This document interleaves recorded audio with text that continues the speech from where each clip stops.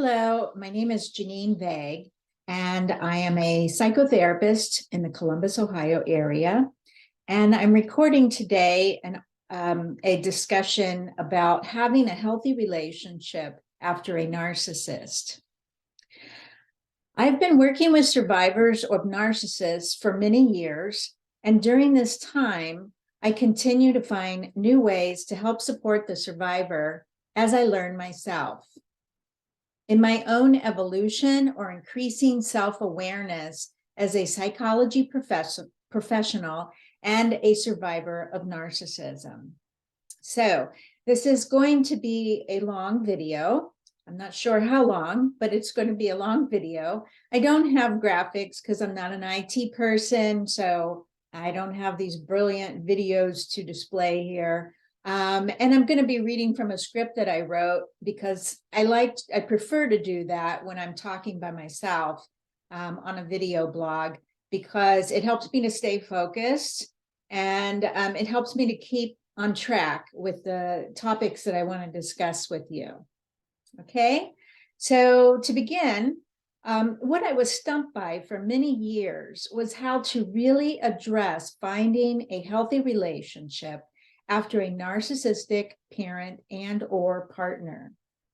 And usually they come together. We have both a history of growing up with a parent that was narcissistic, and what a coincidence. We end up finding ourselves in narcissistic partnerships.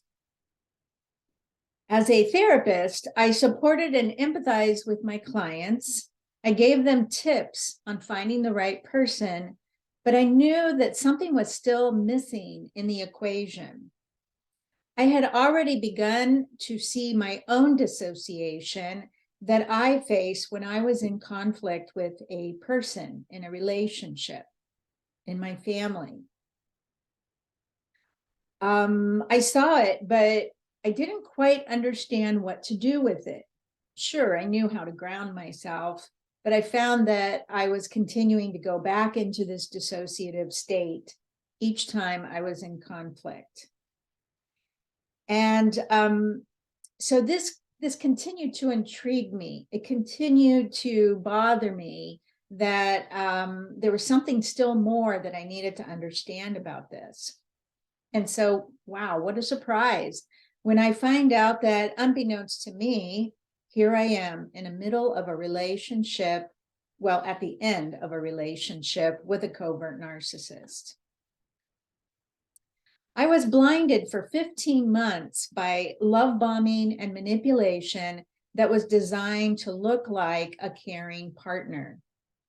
At the end of the relationship, when he gaslighted me, I truly experienced what a trauma bond really feels like, where I was desperately clinging to the pain, but I can also say that I consciously took this on in order to reorganize my thoughts and deal with this humiliation once more until I got it right. While I understood that his behaviors were inappropriate and unhealthy, I needed to take personal responsibility for how I, as a psychotherapist, got into this relationship once again. And that's the key.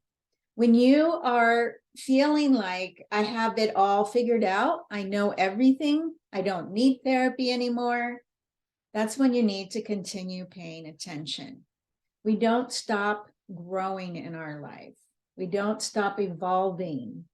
And if the universe wants you to learn one more thing, there's going to be one more mistake that you're going to make, or there's going to be one more situation that is going to come into your life or become clear to you in some way. So I want you to open your minds up to what that might be. So as I began to go on my painful but enlightening journey, I began to realize in my clients what I was becoming aware of in myself. As I spoke these new truths out loud to my clients, I saw that they resonated with this and were realizing some of these behaviors themselves as well. The more I would speak out loud about this, the more they began to open up to these key elements of how to have a healthy relationship with a narcissist. So I'm going to explain and examine these key elements for you today as my gift to you while we are transitioning into this new year of 2023, or whenever you're watching this, whatever year we're transitioning into or starting. Take these gifts as an opportunity to explore your own ego and your own unconscious blocks that leave you vulnerable to unhealthy men or women. So number one, we're going to start with something that you don't want to hear. Impatient sexual desires.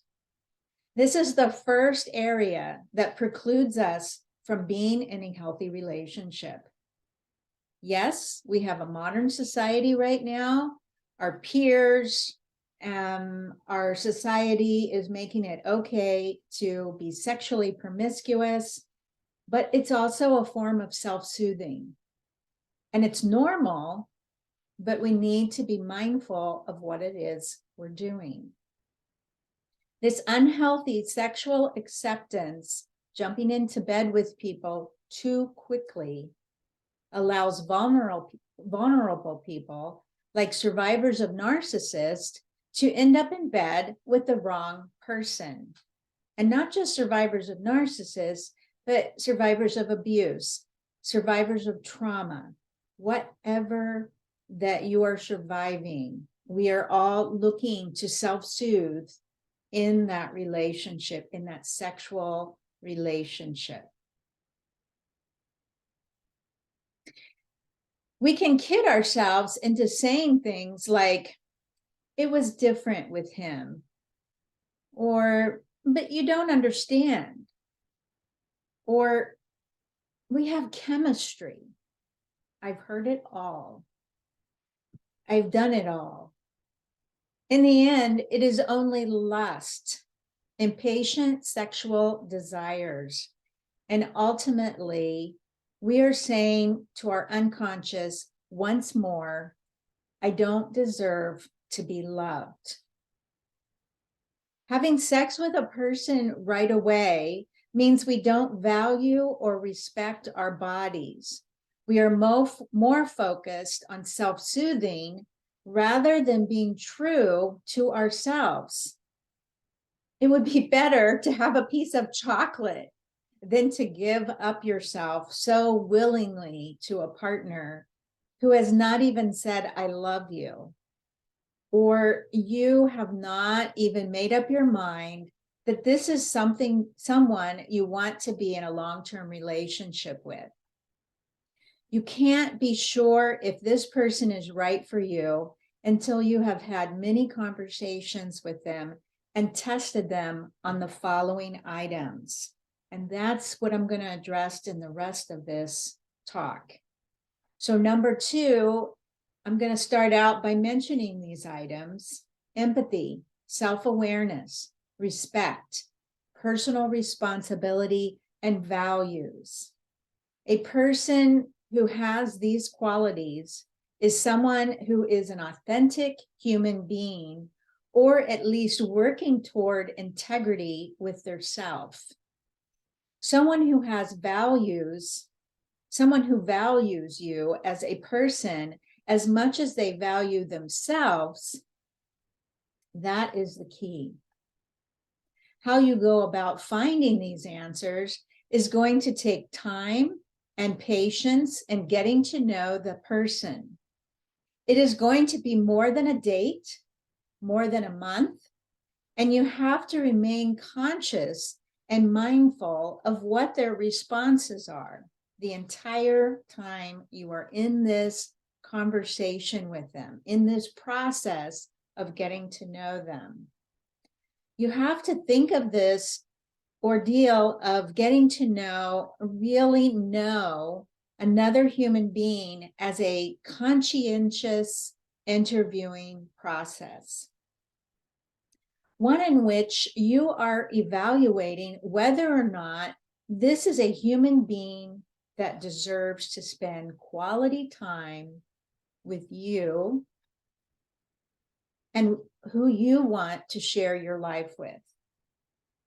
I'm going to give you some suggestions on finding out whether they have these traits, but first we need to look at our own awareness on a date. So let's put these words aside for a minute and take a look at that word I mentioned earlier in this video blog called dissociation. Dissociation is what I call, or what we call, spacing out, or when you're there, but you're not there. It's when somebody's staring at you and looking right through you. So when I ask my clients, what did that person say when you asked him that particular question? And if they reply to me, well, they said something about, I don't really remember. They might even walk away having a sense of some of the words that were used, and they can articulate a few words, but they can't fully explain what was said. That's because they were triggered in some way. And that was probably because there was some sort of fear about being true to themselves on this date, in this conversation. So they will become triggered. And as a result of this, they will create a fantasy conclusion about the person by saying, he is so nice, or some other positive statement. If they can't recall exactly what was said, they have dissociated. If you are focusing more on creating an image of the person rather than listening to the person, you are in a romantic delusion. Now, I'm not blaming you. I'm not saying you're wrong, you're a bad person. I'm just trying to coin these terms to help really articulate and understand fully what is going on inside of ourselves, inside of this triggering process, this dissociation that leads us to come to these wonderful conclusions, which are really romantic delusions. And I've done this myself. That's how I've come to this understanding of this process. Well, the reason why we do this is because we want desperately to be self-soothed and loved. We want to be loved, or imagine what it is to be loved, because we weren't when we grew up in a narcissistic relationship with our parent, or because we've been in narcissistic relationships over and over again, or some sort of traumatic relationship, and haven't felt loved. We haven't felt that beautiful sensation that we see in movies, which were written by a writer who took the time to think about all these things that he wanted his actors to say. And that's not real. When we go to bed with a person, for a trauma survivor, without having a context of knowing this person loves you or that they want to spend their life with you, we are traumatizing ourselves all over again. So I'm asking you to be in touch with who you are being in this conscientious interviewing process of getting to know a person. Stay present. Write down questions that you want to ask. Wait until the date is over with to go home and make decisions about what you heard. All the answers that you listened to, whether you heard them completely or did not hear them. If you have not, don't punish yourself about this. If you did find yourself dissociating, go back and ask them again on the next date, or phone, or on a phone call or an email. It's okay to say, I wasn't really sure about what you meant by this topic. Or you mentioned something about spirituality, and I wanted to better understand what exactly you meant by that. to fully understand who you are as a person. Tell them you want to hear more about what they think about that question. It's okay to revisit a conflict because that's what it is when you're dissociating. You are in conflict with yourself or with what has been said. Perhaps you don't think you deserve to be in a relationship, so you rush through the dating process. Imagine you and they are in love and you go to bed with them. It feels right. The astrological calendar said your signs matched up. He smiled at you in a way that felt good. You both seemed to get each other. Whatever excuses you give yourself to go to bed with somebody right away or to continue going forward blindly in this relationship, unless you are closely examining yourself and the potential partner, you are not in a relationship. You are in a fantasy. You are exposing yourself to another human being by saying, take advantage of me, just as if you were on that date naked and chained to the chair. I'm not kidding. Because if you quickly consummate your version of this relationship, this romantic delusion, and this is an unhealthy person, you will soon find out as you begin to shut down, walk on eggshells, close up emotionally, become a people pleaser, and get sucked into the illusion of what you think is a relationship. All right, so let's get back to those terms I was talking about earlier. We're going to start with empathy. Empathic people are listening to you and asking you questions to further have a sense of who you are. You might be doing this to them, but are they doing it to you? And a narcissist can ask questions early on, but do they really seem to care about what you are saying? And you would know that because they would continue to ask you questions. They would empathize with what you are saying. They will say nurturing and supporting words to you. Other things that you might see to determine whether or not a person is empathic is whether or not they tip the waitress, whether or not they are being a gentleman and pulling the chair out for you when you're sitting down, going to sit down, whether or not they are sensitive to anything that you have to say.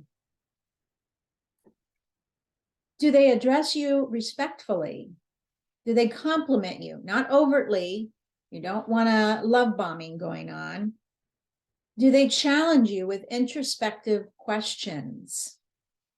Not berate you with questions or judge you, but introspection, something that tells them, I want to know more about your self-awareness. I want to know more about you. Maybe they say things to you like, what do you want to see happen in your future with your career? Maybe they ask you about your values, about what you want in a relationship. You want to look at, are you having a conversation or are you just bantering? Now, bantering is speaking lightly, but without much depth.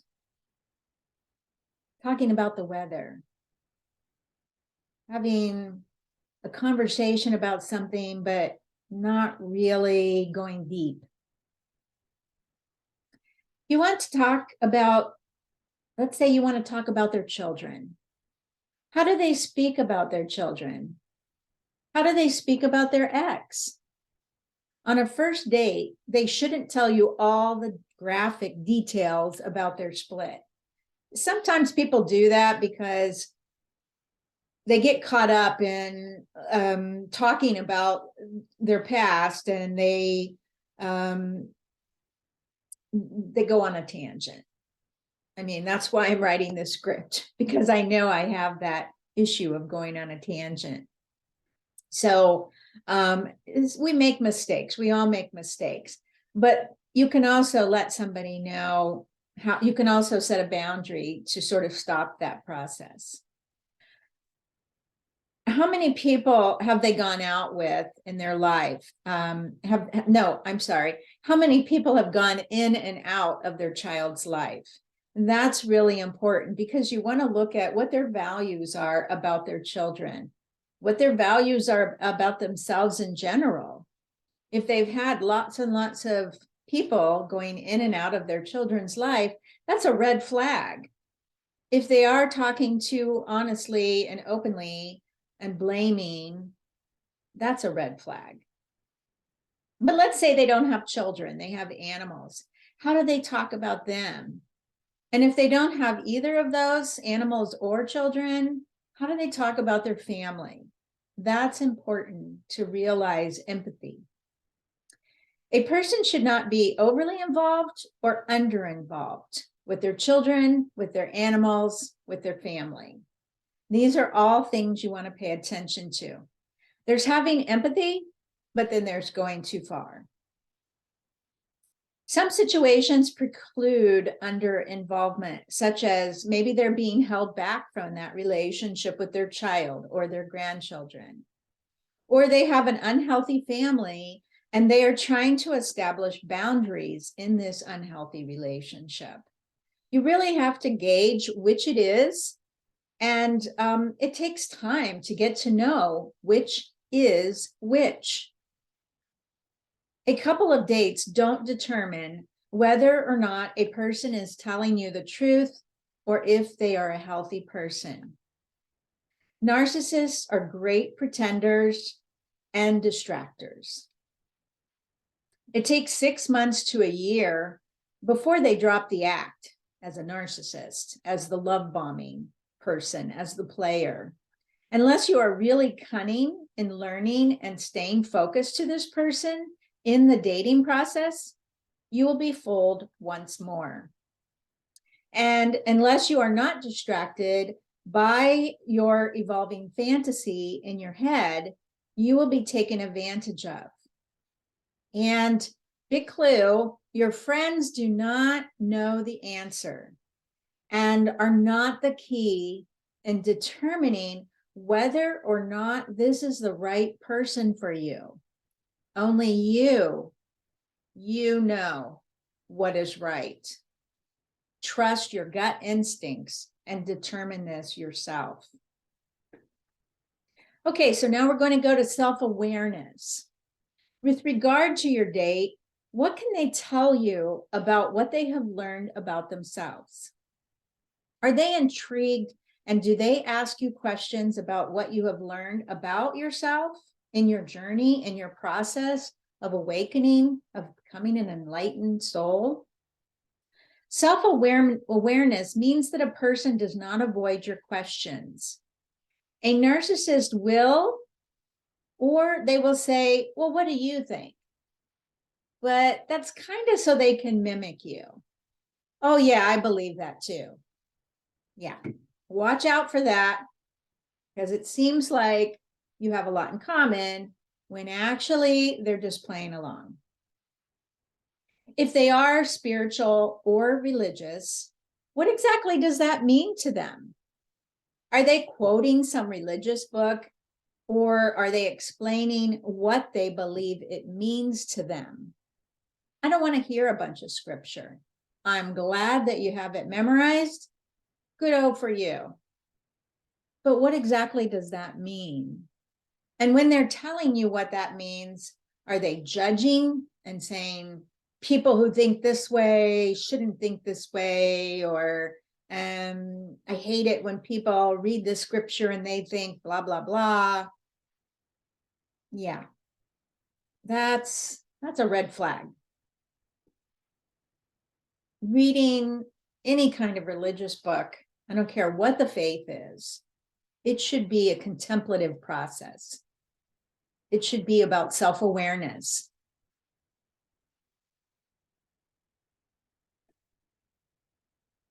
If they are a spiritual person, what journey have they gone down? Because it's so cliche to say I'm spiritual but not religious these days. But most people don't have a clue what this means. It's just like when the word holistic came out and suddenly businesses were saying they were holistic. But half the time when I would read their website, they had no idea what they were talking about. They were just using the words. And now people are using spirituality. It's a great word. Yeah, let's do it. And that kind of bugs me because it's really important to me that people know what they're talking about. Don't just say it. So, okay. Are you on a path toward enlightenment, or are you just trying to use some nice fluffy words? Saying you're spiritual is kind of like a person who does yoga, but doesn't even know that it's a Hindu tradition and has never even heard the Sanskrit word for downward facing dog. Do you know what I mean? I hope so. It means they're doing it to be fashionable rather than for the spiritual rewards of the practice. Or they're focused on their body or the clothing they wear to the gym. You know what I wear when I'm in a yoga class? I wear cheap crap from Target. I'm sorry, but that's how it is. I'm not there for a fashion show. I'm there for spiritual cleansing. So it's okay if people are into buying $100 pair of yoga pants. Great, good for them. And they could be buying a pair of $100 yoga pants and they understand Sanskrit terms and they know that it's about Hinduism. But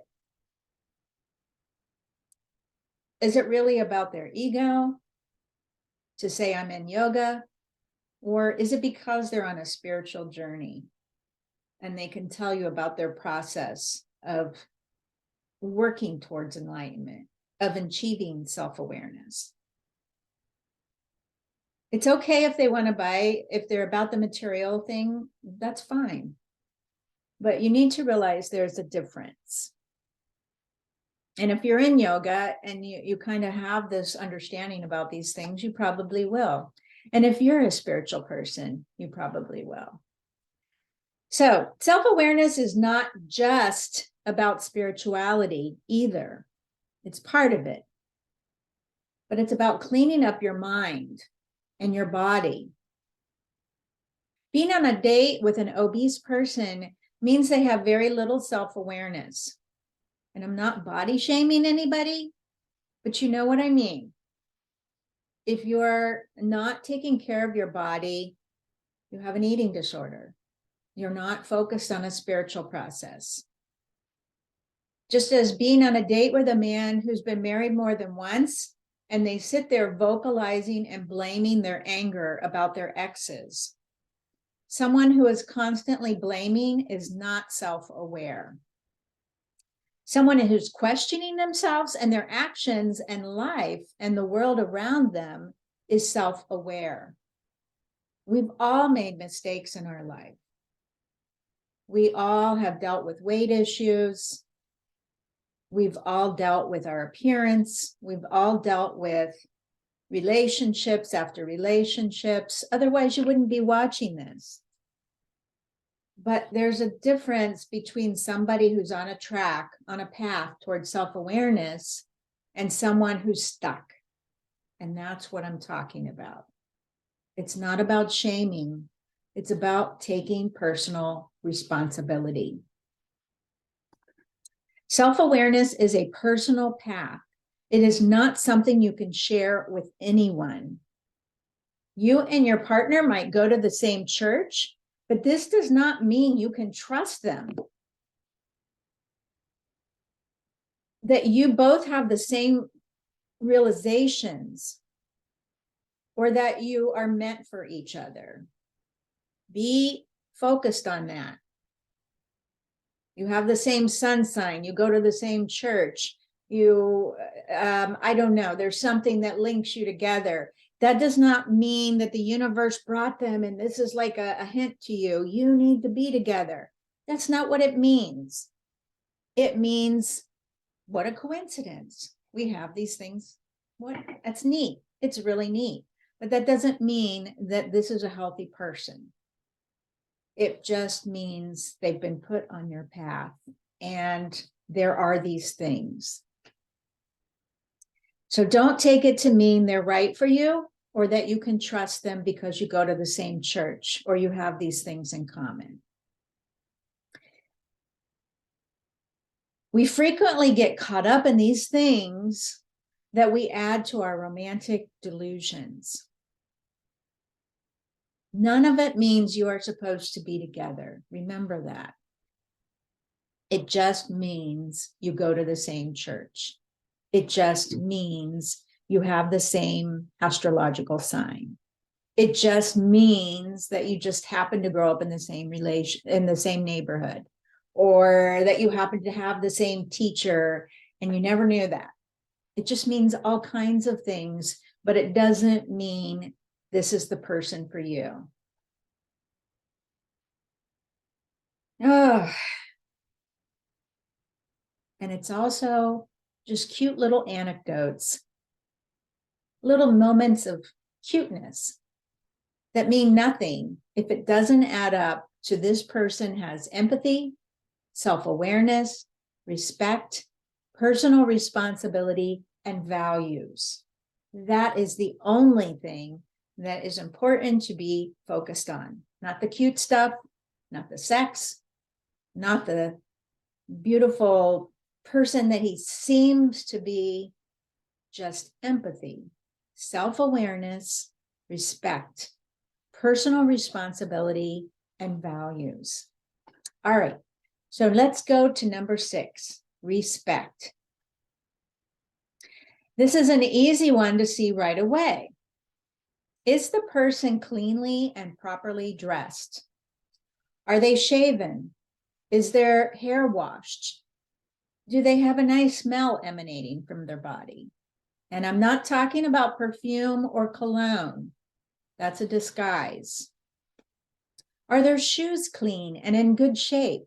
Are their clothes in good shape? A person can wear blue jeans and look like $1,000,000. They would wear a casual suit jacket. They'd have a shirt underneath. Their jeans would be clean without rips or tears. And their shoes, even if they're tennis shoes, they would be clean. Their hair would be combed, their teeth would be brushed, etc., etc. If the person has these visual qualities, then they obviously have respect for themselves. If you have the same qualities, then you both have respect for yourselves.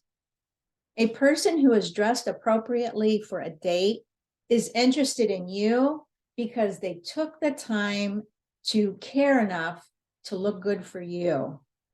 But it also means they want to look good for themselves and how they come across in the world.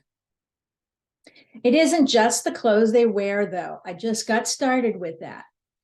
Overt narcissists dress very nice, even covert narcissists, but they have no respect for themselves or for you. That is for certain. How they greet you on the first date, how they respond to your questions, how they ask these questions. These, as I've already pointed out from this conversation so far, is about how they show respect for you and for themselves. And I don't care how modern our society is today. I've mentioned this already in this video. It's not about the society, it's about you. It's about your values, what you think is right. And what I'm going to say now is I think that a man should pick up the woman's tab. If he doesn't have these good manners, he has no respect for himself. It's so easy to see entitled men in today's society when they give you some ridiculous excuse for why they aren't paying. I've even heard a man say, because he's a feminist. Well, goody for him. But he was also obsessive compulsive personality disorder. Okay. So there's a reason for when they say these things. You want to go Dutch? Great. But let's see how long the relationship lasts and whether or not they are a healthy person. There are surely exceptions to this rule, but more likely than not, they are trying to get away with something. Good manners make good people. It's not the only thing that makes them good people, but it's a hallmark of a good person. A narcissist can have good manners too, but it is a good character trait to have good manners, to have or to add to what I'm already explaining to you here. Respect also has to do with your house. What does it look like the first time you go into a person's house? What does your house look like? Are they filthy? Are there boxes left unpacked after they've been living there for an entire year? Are there clothes strewn all over the place? Are there dishes in the sink? Is last year's Christmas decoration still left up? Pizza boxes sticking out from the corner of the couch? Floors unswept? You get the picture. A chaotic household is a chaotic mind. An unorganized household is part of an unorganized mind, or the other way around. An organized household is part of what makes an organized mind. Not healthy, as nothing I am saying here stands alone in this conversation. A healthy person is all the things I've mentioned so far in this discussion, not one. All right, so now more about respect. How do they treat others? Do they have integrity? Do they know who they are? This is all about having respect for themselves, not an idealized version of themselves either. We can hear narcissists talk all day about themselves and how brilliant they are, or with a covert, how the world is out to get them and they are such a good person. What a martyr. Respect is multi-layered and multifaceted. It is paying attention to you and being conscientious of you. So we're going to step away from these words for a second, and now I'm going to talk about boundaries. Let's talk about if you have boundaries and they respect them, this is a good clue that you are on the right track. If they have boundaries and you respect them, and they appreciate and even notice this, they are not one to take advantage. People who stay true to themselves in a relationship, and let me just stop and do my own little commercial here and say, I have two lengthy videos of a relationship of two marriages, Ellen's marriage and Evelyn's marriage, that I have on YouTube. I did an interview process with them. They've both been in a 50+ year marriage. And you will see more about what I'm talking about in staying true to yourself in a healthy relationship. Their boundaries kept the men in their lives enamored by them. Both of them, which you will learn about in these videos, went through major hurdles in their marriages, and yet they remained together for all these years. And both of them had breaks in their marriage. One was a year-long break, and the other one was, I believe, 5 years. But they still got back together and stayed together and had a total of a half a century of their lives together. This was an ensuing bond of many years prior to that split that brought them back and kept them together. Women and men who have boundaries and know what they want and articulate this in a strong but not a mean way, get what they want from a partner. They attract healthy relationships. They discard unhealthy people that do not respect these values. So now we're going to go to taking personal responsibility, or holding yourself accountable. When I listen to someone blaming other people and not taking any breath to realize their own part in the matter, it really frustrates me. It shows me that it is all about them, and they have no role to play whatsoever in the situation. Even when you look at history, and this bugs me all the time because many people know I'm a huge history lover. So I'm always bringing in the topic of history. When you look at history, the victims played some role historically, whether willing or not. And in the aftermath, they are not to blame any more than a victim of abuse is to blame. But there is something in taking responsibility for the tragedy that can help us to heal. And that's very important. I'm not going to get into a long discussion about this. I'm going to point you in the direction of people like Dr. Viktor Frankl. He was a concentration camp survivor. After he was freed as a psychologist, he wrote many books on self-empowerment rather than sitting around talking about blaming Nazis. It's also why I've come to know and listen to on YouTube the child survivor, Dr. Gabor Mate, who is doing the same thing. He's talking about self-awareness, how he rose above being a survivor, not of a concentration camp, but he was a survivor of the Holocaust. He was a little baby boy. He too talks about the pain we suffer and how to rise above this. From these two examples of Dr. Frankl and Dr. Mate, we can come to understand and learn about emotional intelligence and working with the pain you face and how to overcome this. None of them waste their time talking about Nazis this and Nazi that. Instead, they focus on the healing process. That is much more important to become an enlightened person if you are to grow. It is about taking personal responsibility. Both of these doctors are teaching us how a horrific ordeal helped them to grow as an individual. What I'm doing here is teaching you about my own experience and how I came to these conclusions from being in narcissistic relationships and from growing up in a narcissistic household. So while you're not expecting a great teacher in the dating process who is well-read, articulate, and as intelligent as the doctors that I've mentioned above, you are wanting a person who is able to take personal responsibility for their actions and the actions they have lived through in their life. Even if a person is still struggling with something, such as a family dilemma, who isn't? How are they dealing with this? How are they working on themselves? Do they sit around all day in denial?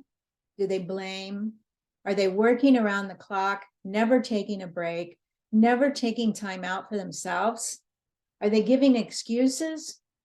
Or are they sharing with you how they are taking responsibility and how they are continuing to find answers on how to be strong and how to work through this family situation so that they might be mentally balanced through this all?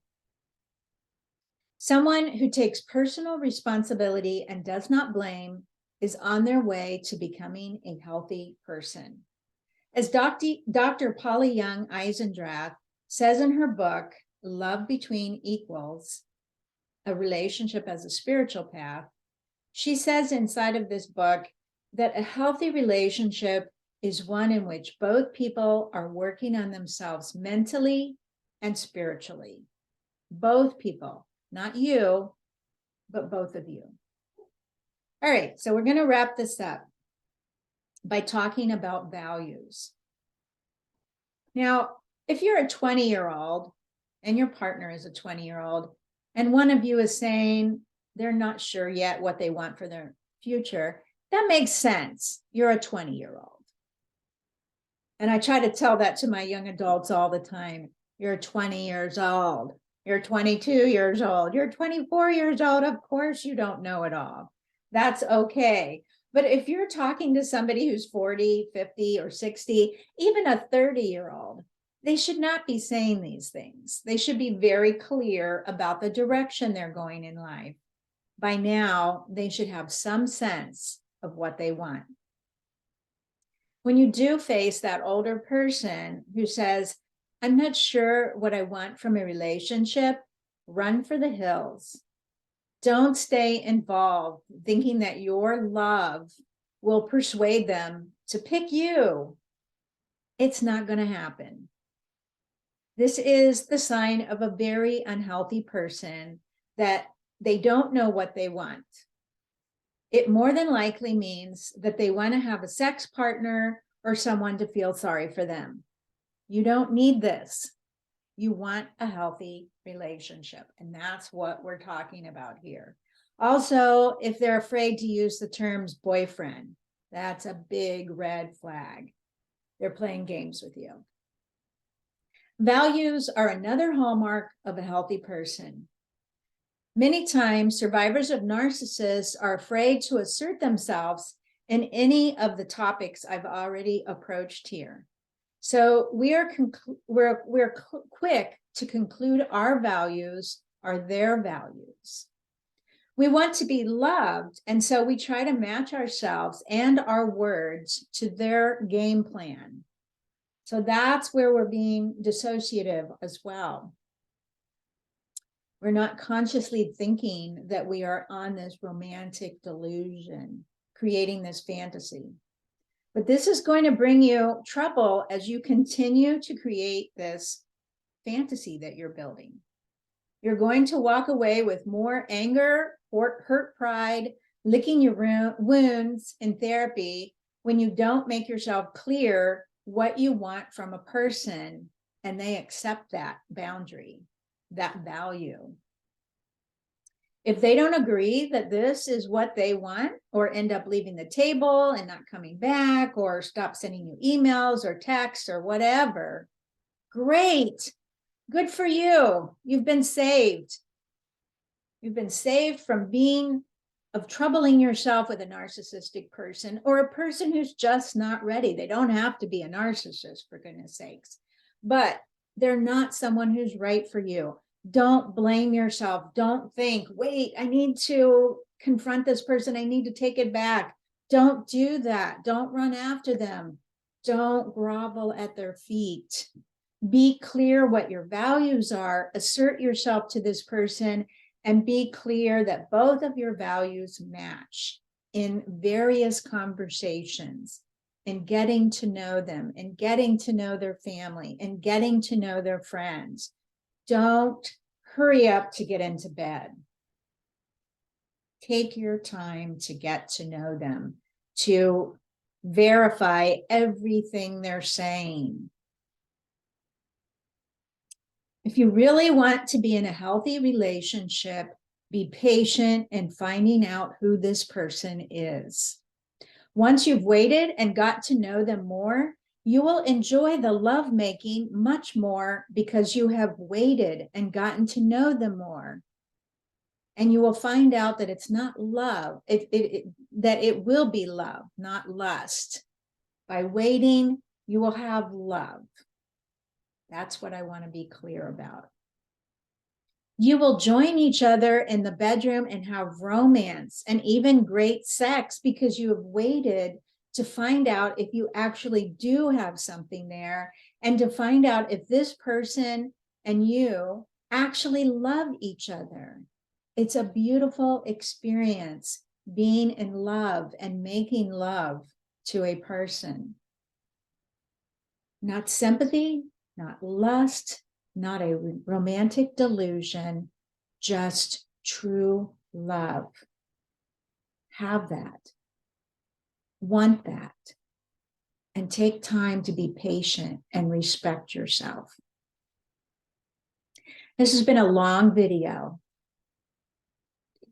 I want you to take it to heart what I'm saying here. I know it's been long, but I know you know that what I'm saying, you're resonating with that inside.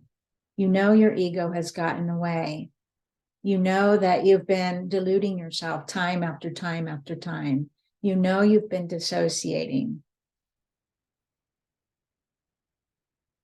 But remember that what I'm saying to you here, it's filled with truth. It's filled with my personal experience, my professional experience, and my concern for those of you who are listening to this and want to be in that healthy relationship. It's hard to find out the truth. And it's hard to go through an unhealthy partnership. I've been there. I know that. Now, lastly, if you happen to live in the Columbus, Ohio area, my last commercial, give me a call and let's get started. I only do this in person, not telehealth, because I truly wish to be there for my clients face to face, and I don't think there's a better way.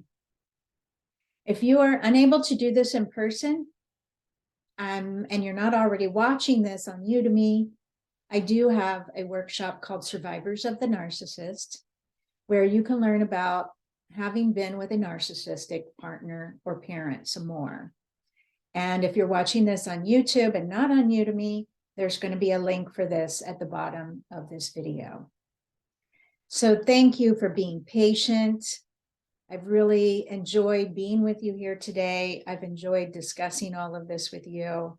And I want so much for you to be in a healthy relationship.